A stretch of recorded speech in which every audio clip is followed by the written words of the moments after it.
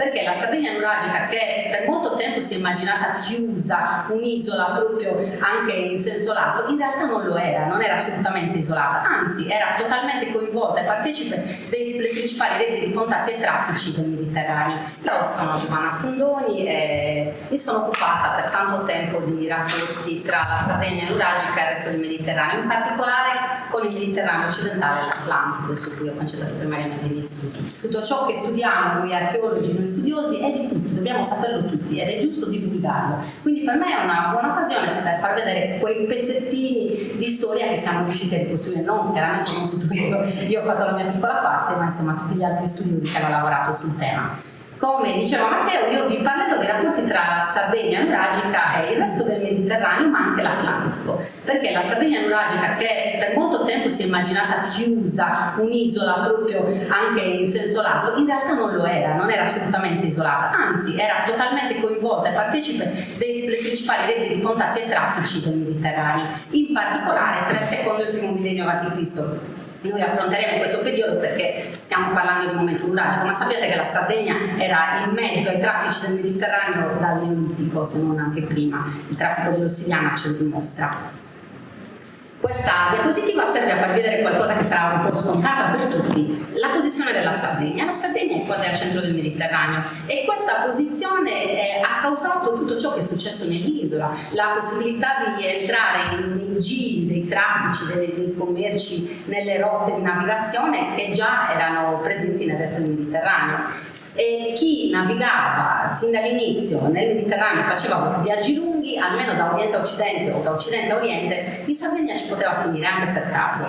Metti i venti, metti il brutto tempo, era un punto in mezzo, un ponte in cui ci si poteva riparare o ci si poteva fermare per affrontare meglio i viaggi. Soprattutto nei tempi più antichi la navigazione non era come quella che noi conosciamo oggi, che andiamo dove ci pare, attraversiamo da un punto all'altro senza problemi. Per molto tempo attraversare, fare navigazione d'altura non era così facile. Si faceva, però era soggetta a determinate caratteristiche, requisiti, per cui avere un punto di riferimento, un'isola, le isole erano importanti per questo, come la Sardegna era fondamentale per tutti. E questo fu uno dei motivi per cui la Sardegna entrò, volente o nolente, nelle prime rotte di navigazione, nei primi traffici, che siano quelli legati all'ossidiana, che poi invece in realtà in età nuragica siano legati ai metalli, c'entrò sempre, volente o nolente diremmo noi oggi, perché se l'iniziativa non partiva dagli stessi sardi, c'era qualcuno che veniva in Sardegna e ci portava in mezzo, e la posizione dell'isola giustifica tutto questo.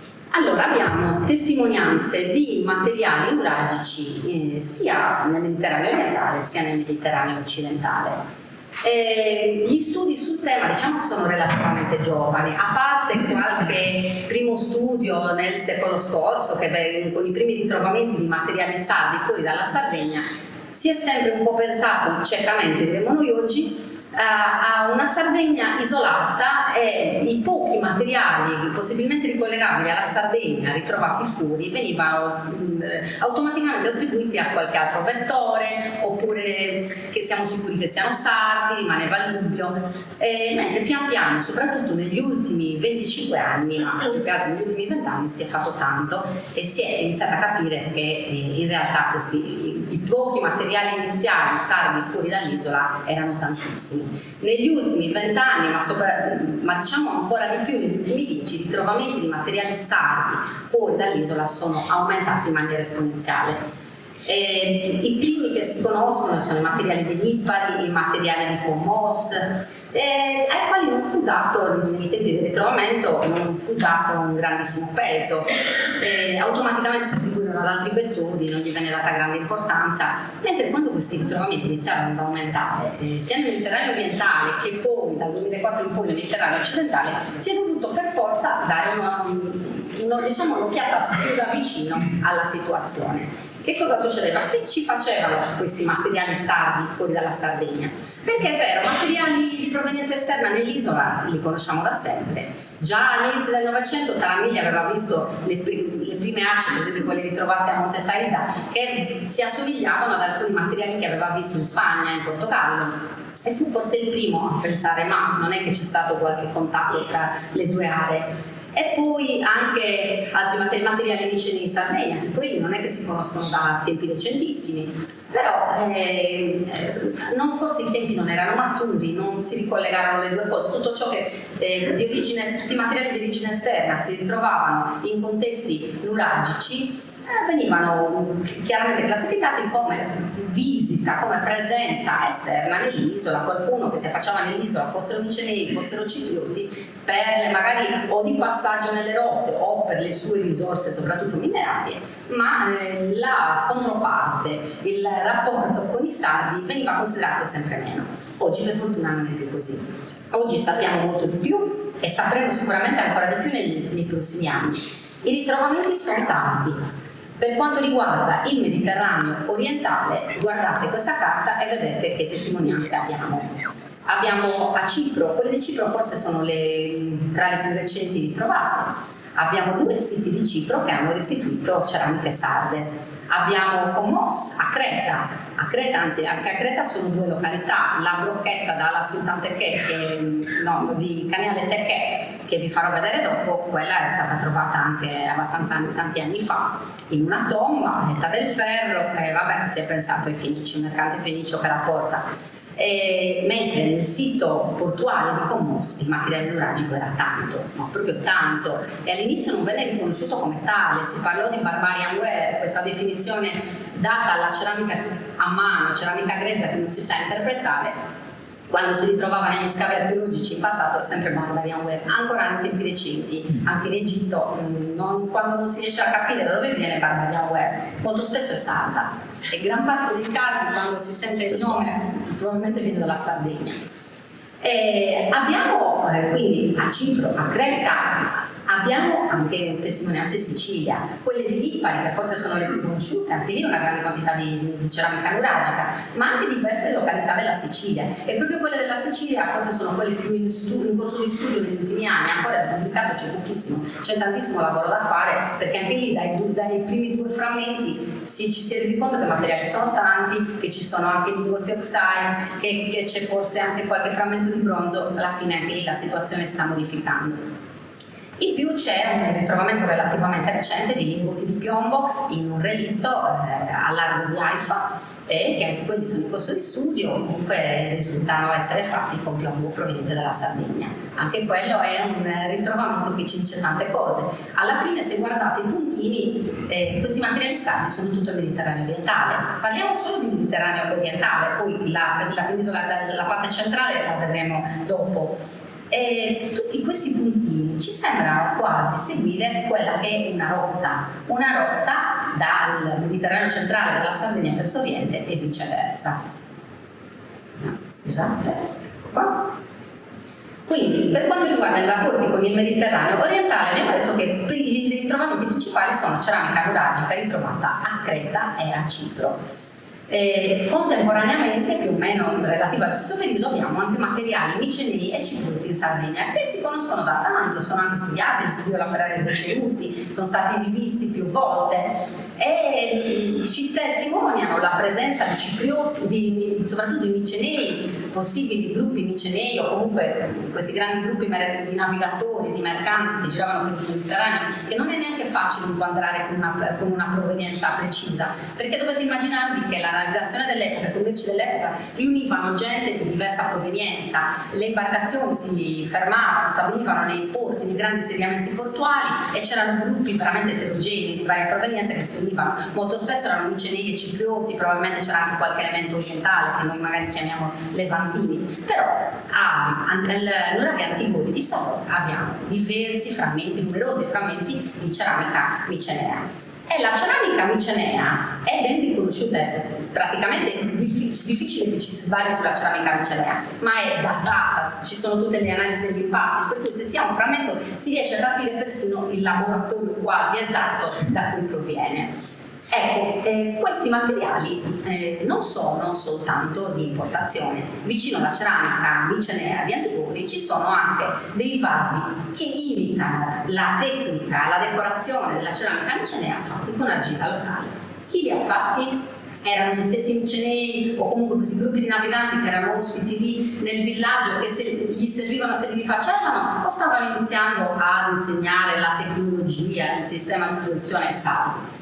Tutto questo è sempre da vedere bene, servono altri dati, però certo è che questi materiali, questo insediamento nuragico nel Golfo di Cagliari ci dicono tanto. Ci dicono tanto perché è un insediamento che dà sul mare, che dà sul Golfo, in un punto perfetto per l'arrivo e per la partenza delle rotte. Il Golfo di Cagliari su queste rotte è perfetto, è una postazione in cui ci si arriva facilmente, ci si ripara facilmente, è un punto di passaggio ottimo per il Nord Africa, per arrivare all'Occidente o viceversa anche rientrando. E tra l'altro sono anche associati a pochi materiali ciprioti, c'è una seta, un qualche pezzo di vaso cipriota che ci dice che non c'erano soltanto micenei. È molto interessante il fatto che siano tanti, ben diluiti nel tempo, quindi non tutti di un unico periodo, non parliamo di un unico viaggio, il che significa che questi gruppi, queste importazioni, questi gruppi che erano lì, che ormai per una parte degli studiosi si pensa che fossero ospiti negli insediamenti nuragici, ci venivano spesso, ci vennero con continuità. E abbiamo anche materiali a Cipro e a Creta. Come vi ho detto prima, a Creta abbiamo Commos e Cagnale Terché, e poi tutta la serie di a Cipro, Piracochino Cremos e alla Sultan Terché, e poi tutta la serie di materiali che vediamo lungo la rotta, che sono quelli della Sicilia che vi ho fatto vedere prima, perché la Sicilia è lungo la rotta. La cosa molto interessante è che molto spesso abbiamo le stesse forme, cioè gli stessi vasi, con le stesse decorazioni associati, che so, un tipo di coppa associato con un altro tipo di vaso, oppure la coppa micenea associata a un vaso di particolare al Pictos cipriota.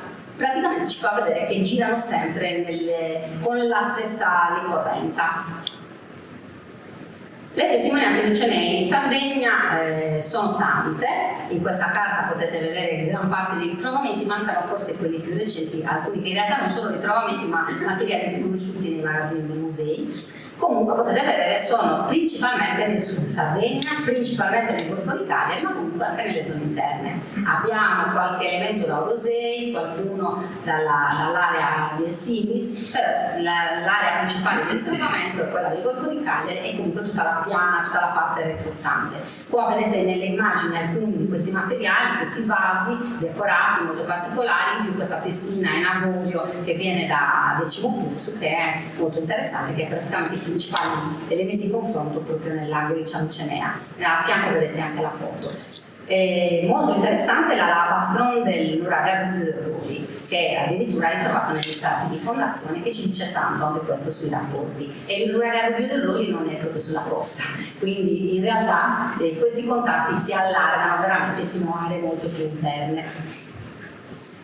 Per quanto riguarda gli altri materiali di provenienza diciamo, del Mediterraneo orientale, in Sardegna abbiamo un elemento sicuramente importante, che sono i lingotti di rame oxide. Questi lingotti di rame si chiamano oxide, vuol dire a pelle di bue, perché si pensa che rappresentino la pelle di bue. Poi ci sono diverse teorie anche su questo, c'è chi sostiene che in realtà la forma sia nata proprio per esigenze di trasporto e di conservazione.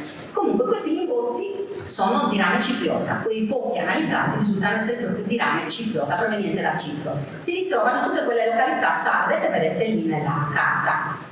E si ritrova in Sardegna, per quanto siano ciprioti, ne abbiamo più in Sardegna che a Cipro. Gli unici lingotti di rame oxide che si conoscono interi ce li abbiamo in Sardegna. A Cipro ne hanno pochi pezzi, ma come i vostri, non per fare campanilismo, non ce li hanno. E questo è un discorso molto interessante, anche perché in alcuni di questi lingotti ci sono dei segni che ricordano alcuni elementi tipici, diciamo, della simbologia, elementi culturali della Sardegna, come il pugnale al Sagammata, il che ci fa pensare che sia una forma di riconoscimento.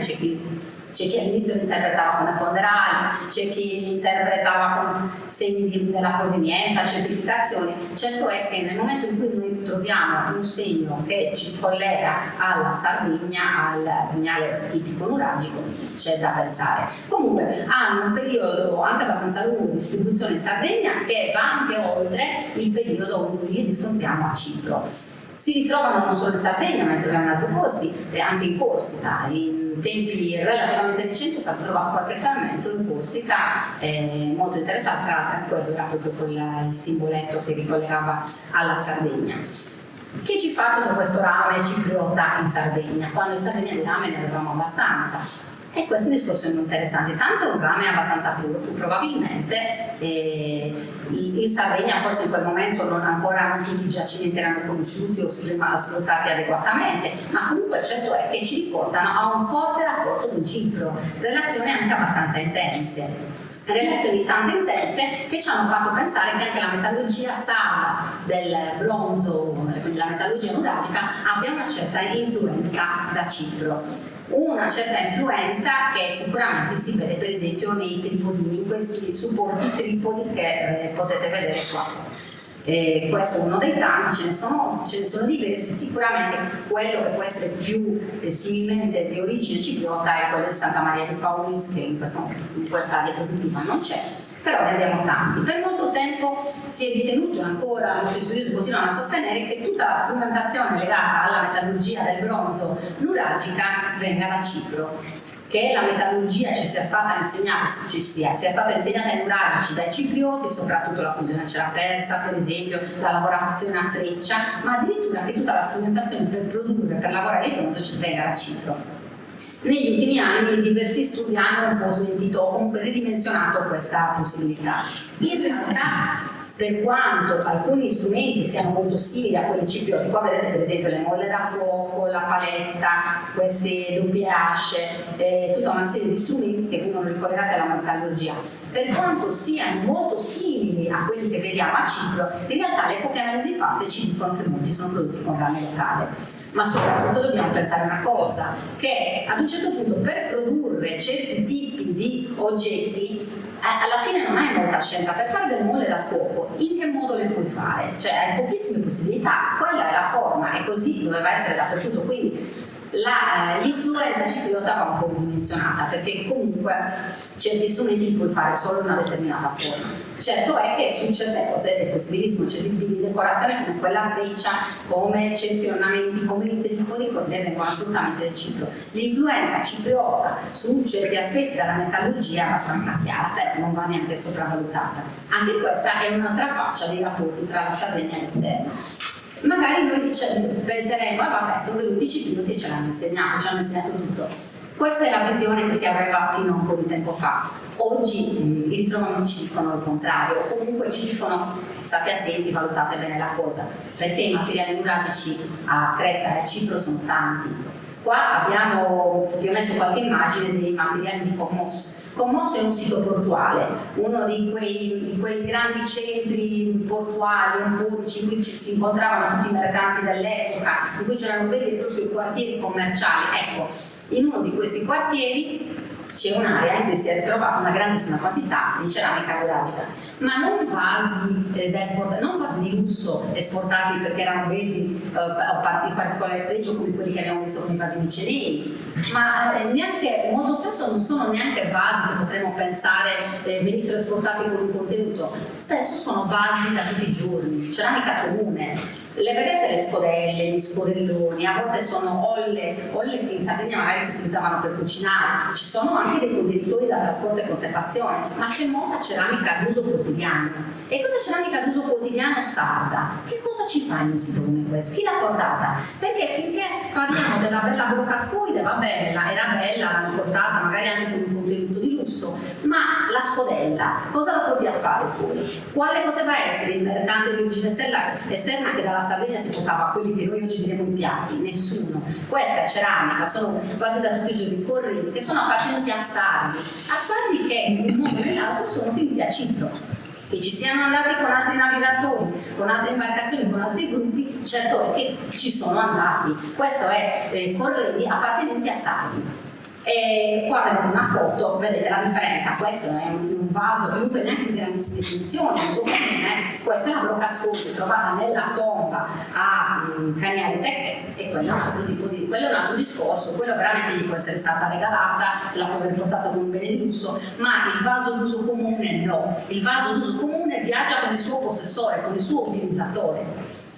I materiali nuragici da cipro ne avete sentito parlare tantissimo perché negli ultimi anni per fortuna se ne parla tanto. I primi ritrovamenti pubblicati nel 2011 sono i vasi di Pilacochino Cremos. Ecco, i vasi da Pilacochino Cremos sono vasi a collo, quello che vedete qua, questa è una ricostruzione virtuale, vasi a collo che sono vasi da conservazione, da trasporto, ma quello trovato lì è restaurato con una grappa di piombo che alle analisi risulta sarda, anche l'argilla di quel vaso è sarda. Allora, se hanno portato il vaso rotto, restaurato, com'è possibile? Quella è una testimonianza della presenza di sardi. Se hanno portato il vaso con qualcosa, gli si è rotto un pezzettino, come facevano i nuragici, saranno restaurati con una grappa di piombo, l'hanno restaurato e tenuto lì. E non solo, nello stesso insediamento, che ha una vita anche relativamente breve, come vedete fino del XIII secolo a.C., anche XII, lì c'è anche una vasca da bagno di terracotta, di quella classica produzione locale, che loro ce ne avevano. Questa vasca gli si è rotta e l'hanno restaurata con una grappa di piombo. Indovinate da dove viene quel piombo? Sardo.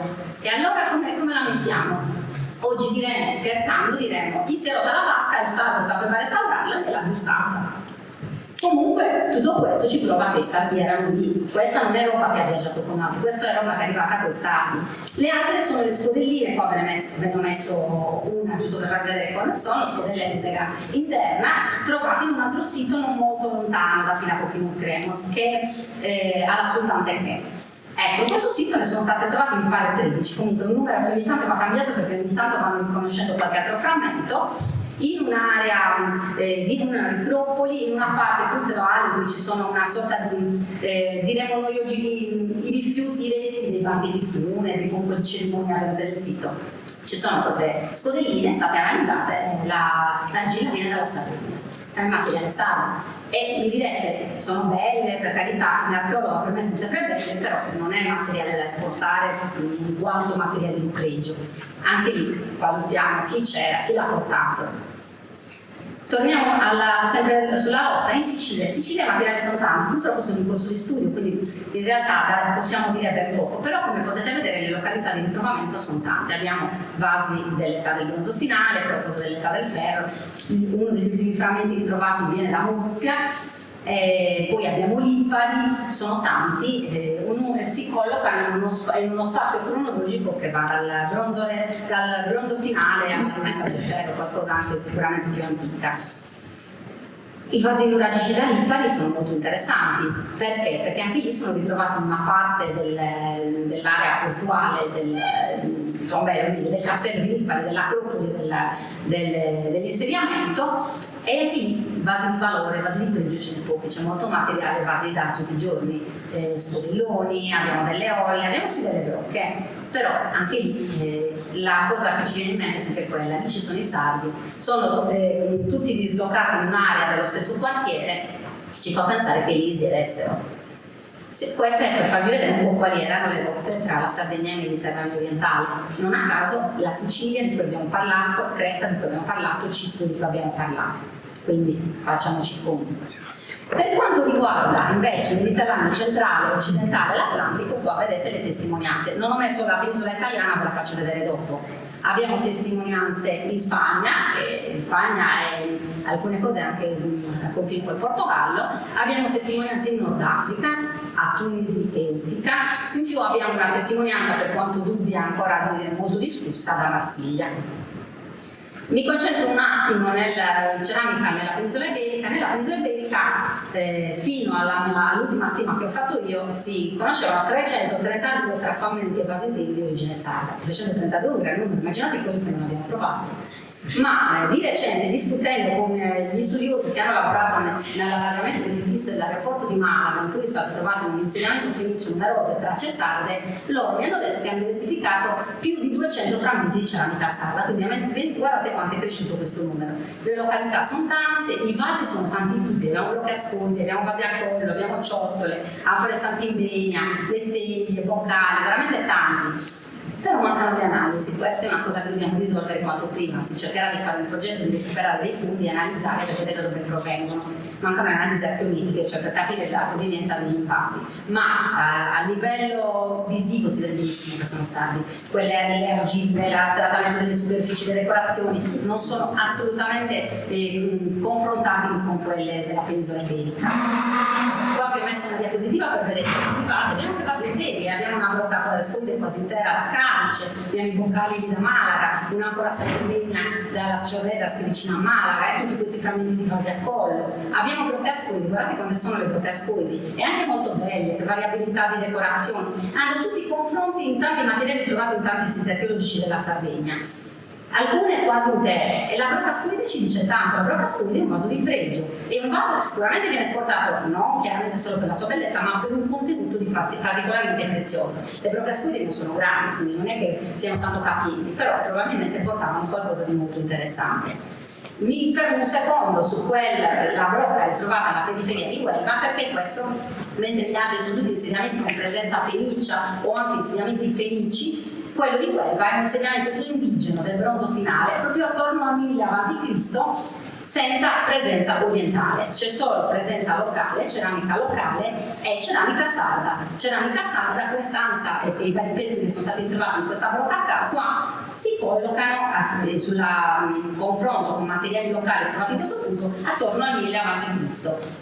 Molto interessante, in mezzo a materiali locali, in un'area di un insediamento con una vigna grandissima in cui sono concentrate ceramiche sarde che vanno dal 1000 a.C. fino a più o meno all'800 a.C. 2 secoli di frequentazione sarda. Queste sono altre forme sarde ritrovate qua nella penisola iberica, vaso a collo, come quello che abbiamo visto, simile, quelle erano la colletta, ma questi erano il pollo un po' più grande, come quelli che abbiamo visto che è ritrovato a Cipro. Cosa ci fanno? Sono stati trovati nel centro di Huelva. Huelva è un porto al confine tra la Spagna e il Portogallo, un porto fluviale molto importante e dietro a un'area mineraria importantissima. Perché vediamo questi vasi a collo? Intanto è la prima volta che li troviamo fuori dalla Sardegna, per cui sono stato trovato quello che non l'ha colletto, ma comunque molto simile, quello di Cipro. Ce n'è uno che ha questa grappa qua di restauro. Una grappa di piombo, questa è tipica sarda, la troviamo anche qua. Purtroppo non è stato analizzato, l'hanno guardato al microscopio, non è compatibile con le mineralizzazioni presenti in quella zona della penisola iberica. Il giorno che si fanno le analisi sicuramente è piombo sardo. Anfore santimbegna, di queste se ne trovano tantissime, forse la forma più diffusa. L'anfora santimbegna è un'anfora che per molto tempo si trovava in giro per tutto il Mediterraneo, prima chiamata zitta in tedesco, anfora centro-mediterranea, perché non sapeva dove venisse. Gli scavi di Cartagine ne hanno trovato vagoni di queste anfore. Sono state trovate in Spagna, sono state trovate a Pitecusa, sono state trovate in Sardegna dappertutto. Prendono il nome dal sito di Santimbegna, l'insediamento nuragico sul mare, nella valle di Portoconte, in cui è stato trovato il più grande numero di queste anfore qua. Poi le hanno analizzate e si è visto che in realtà sono prodotte anche in tanti altri siti, per esempio a San Feromilis, per esempio a Cartagine. Venivano definite fino a un certo punto anfore nuragico fenice, perché si è pensato, siccome la forma dell'anfora non era presente nel repertorio nuragico, mentre è molto simile alle anfore orientali, si è pensato, vabbè, è un'anfora orientale che è stata riprodotta con tecnica sarda, perché è fatta a mano, perché ha le anse di quel tipo, perché ha il collo simile ai vasi a collo in certi casi. In realtà, studiandole meglio, la dottoressa Elisabetta Garau, la professoressa Elisabetta Garau che ci sta studiando, si è resa conto che non sono per niente orientali, ma assolutamente non sono compatibili con la cronologia, con le anfore orientali, con le anfore levantine e fenicie che vengono dopo, ma non solo, sono molto più simili ai vasi sardi, ai doli, ai vasi a collo sardi che con le anfore orientali, quindi probabilmente un'anfora sarda al 100%. Di queste se ne sono tantissime, come potete vedere. Un altro vaso interessante che si trova in Spagna sono le teglie e i tegami. Questo è il vaso che più di tutti ci prova la presenza di sardi. È un vaso di forma piatta, immaginate proprio una teglia, la cucina a circolari, non serve a contenere niente, non è sicuramente di pregio. E che cosa ci fa fuori? È un vaso che con l'archeologia sperimentale, con i confronti entrografici, ci si è accorti che serviva per fare il pane, per cuocere il pane, come i testi che si usano in altre parti d'Italia.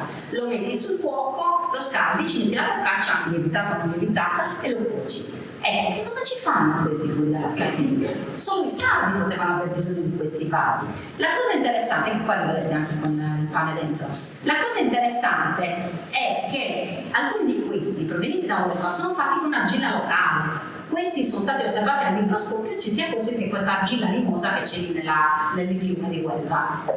Cosa vuol dire? Ce ne sono anche fatti con una ceramica, con un'argilla che ricorda assolutamente quelli inclusi vulcanici, che ricorda quelli della Sardegna occidentale. Significa che i sardi che erano lì, che evidentemente frequentavano molto l'area, se li portavano e quando li si rompevano, non ce li avevano, li servivano, se li facevano fare con l'argilla locale. E questo è ancora una volta un indice di presenza di sardi qua. Non sono materiali che viaggiano, che vengono esportati per venderli, per scambiarli, per regalarli. Questi sono materiali che viaggiano con i loro possessori e utilizzatori, che è molto interessante. Li troviamo in tanti punti del sud della penisola iberica. Tegami che qui in questo caso si datano soprattutto nell'età del ferro, tra la bronzofina e l'età del ferro, quando nell'area Sardegna, quando in Sardegna vengono utilizzati solo nella Sardegna centro-settentrionale, nel sud Sardegna non si utilizzano quasi più. Quindi abbiamo anche un dato sulla provenienza di questi navigatori che arrivano nella penisola iberica. Qua vedete qualche altro vaso, giusto andiamo più veloce che se no sto andando anche troppo oltre. È molto interessante anche questi boccali, chiamati un tempo bollilatte. Il primo, quello di Cadice, è piccolino, quindi sicuramente compatibile col bere, con qualche liquido. Quello di Malaga è grande, sembra essere un vaso per bollire, per scaldare qualche tipo di liquido. Non è un vaso da esportazione. Qua potete vedere dove sono distribuite le ceramiche sarde nella penisola iberica. Vedete, si vede tutta la rocca. Tutti questi puntini che vedete sono concentrati lungo le coste, ci fanno vedere la rocca. A parte qualche raro caso, come il 9, che in una zona mineraria c'è la via di comunicazione del fiume Ebro, come il 2, che è Santuario del Caracolo, oggi a 80 km dal mare, ma che all'epoca era un santuario costiero perché lì c'era un grande golfo ormai interrato che era sul mare, e come questo lo stesso che è al centro, vicino a Madrid, in una zona particolarmente interessante dal punto di vista minerario.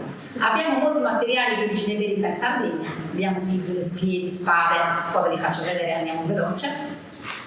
Sono in gran parte si possono vedere al Museo di Cagliari, abbiamo tante spade. In Sardegna la spada era poco presente nel mondo nuragico. Abbiamo le spade votive che non sono spade sicuramente utilizzabili per il combattimento o per qualsiasi tipo di attività, mentre le prime vere spade sono tutte di importazione. Tolte quelle più antiche, che sono un fenomeno a parte concentrato anche in determinate zone, le spade pistiliformi di tipo Huelva, di tipo Monte Saida vengono dalla penisola iberica e hanno talmente fortuna in Sardegna che vengono riprodotte in modo massivo. Troviamo grandissime quantità, così come le spade Monte Saida, poi avete anche questi asce di tipo diverso, altri strumenti come falci, falcetti, scalpelli, abbiamo tantissimi. E sono distribuiti qui al contrario, non sono lungo la costa, sono all'interno, ma c'è una spiegazione a questo. La maggior parte della concentrazione dei bronzi che abbiamo in Sardegna sono i luoghi di culto, nei siti cultuali, nei santuari, che si trovano quasi sempre all'interno. Ecco, li ritroviamo proprio perché sono degli accumuli cultuali.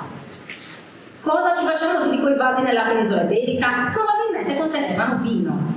A parte quelli d'uso quotidiano che appartenevano a questi navigatori, a questi gruppi che si spostavano dalla Sardegna all'esterno, probabilmente la brocascoide, il vaso a collo, l'anfora Sant'Emilia portavano vino, e noi la testimonianza del vino nella Sardegna nuragica ce l'abbiamo anche in abbondanza. Addirittura quasi vediamo dei servizi da bevande nuragici. Abbiamo l'associazione dell'anfora Sant'Emilia, o a volte il vaso a collo, che serve per contenere, per conservare. L'anfora è proprio il contenitore da trasporto navale per eccellenza.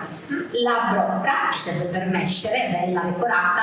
Abbiamo poche ciotole, ne abbiamo pochi casi, una soltanto decorata, ma molto spesso sono associati a coppe di origine greca, imboriche per esempio. Quindi questi servizi, che probabilmente venivano esportati all'orti interi, probabilmente erano composti da basi di diversa provenienza. Li troviamo anche in altre zone del Mediterraneo. Invece in Sardegna che cosa arriva? Perché andavano i sardi con gli altri nella penisola iberica? Per lo stagno, perché in Sardegna c'era una grandissima metallurgia del bronzo, e per fare il bronzo noi ce l'avevamo, ma lo stagno no, serviva lo stagno. Si andava nella penisola iberica perché lì arrivava lo stagno dalle isole britanniche, ma anche probabilmente da alcuni giacimenti della penisola iberica, e arriva non solo lo stagno grezzo, che purtroppo non riusciamo a identificare, ma manufatti i bronzi, le spade, le asce che vengono riprodotte, quindi non arriva solo l'oggetto in sé, ma il modello che ha talmente tanta fortuna che viene riprodotto, e chissà forse anche qualche altra conoscenza. Sto finendo. Importanti anche i rapporti con il Nord Africa, per quanto siano ancora in corso di studio. A Cartagine, come vi ho detto, negli scavi di Cartagine sono state trovate quantità spaventose di anfore santimbenia. Veramente la ceramica sarda negli scavi di Cartagine rasenta il 35%, 40%. Questo è un fattore importante da considerare, vuol dire che c'è forti contatti, una grande presenza, comunque forti contatti. Tra l'altro ci sono anfore santimbenia prodotte proprio con argilla di Cartagine, con argilla tunisina, quindi probabilmente c'era una base in cui questi traffici avevano un punto di riferimento. Invece molto interessanti i materiali di Utica, sempre tunisia, non molto lontano da Cartagine, perché anche qua abbiamo vasi d'uso quotidiano, le brocche a scondi, i vasi a collo, tutti molto simili a quelli che abbiamo visto nella penisola iberica, e non solo. Insieme a questi materiali sardi cosa c'è? Ci sono materiali greci, le coppe greche che abbiamo visto, le coppe ugoiche che abbiamo visto sia in Sardegna, Sant'Ibenia, sia nella penisola iberica, ma anche materiali di provenienza del sud della penisola iberica. Significa che qua c'è il passaggio di questi gruppi nelle rotte, che sia all'andata che sia al ritorno, le rotte si fermavano qua. Ecco qua potete vedere dove erano Utica e Cartagine. Infine, l'ultima base dei rapporti, che si concentra più tra Ponte Finale e Età del Ferro, è quella della penisola italiana. Col mondo tirrenico, villanoviano, guardate i puntini e vedete un po' quante testimonianze sarde abbiamo in questa zona. Un forte legame culturale, tanti bronzetti, ceramica dappertutto, ma soprattutto molti beni di gusto, e addirittura troviamo le stesse spade di importazione iberica che troviamo in Sardegna, le troviamo riprodotte anche lì, anche nella zona in cui vivevano i villanoviani, nella costa tirrenica.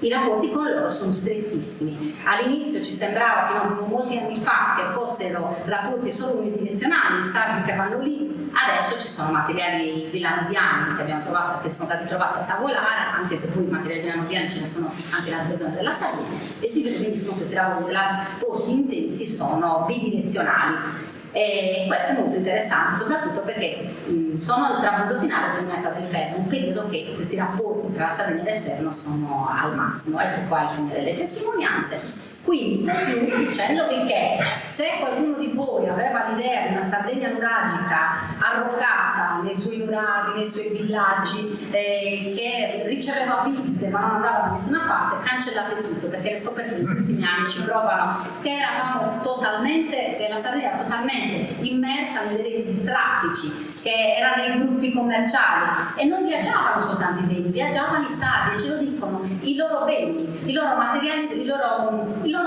corredi che si portavano a bordo delle imbarcazioni e si fermavano nei posti in cui si fermavano. Spero di avervi dato un'immagine un po' chiara di quello che succede nella Sardegna esterna, e vi ringrazio per avermi ascoltato.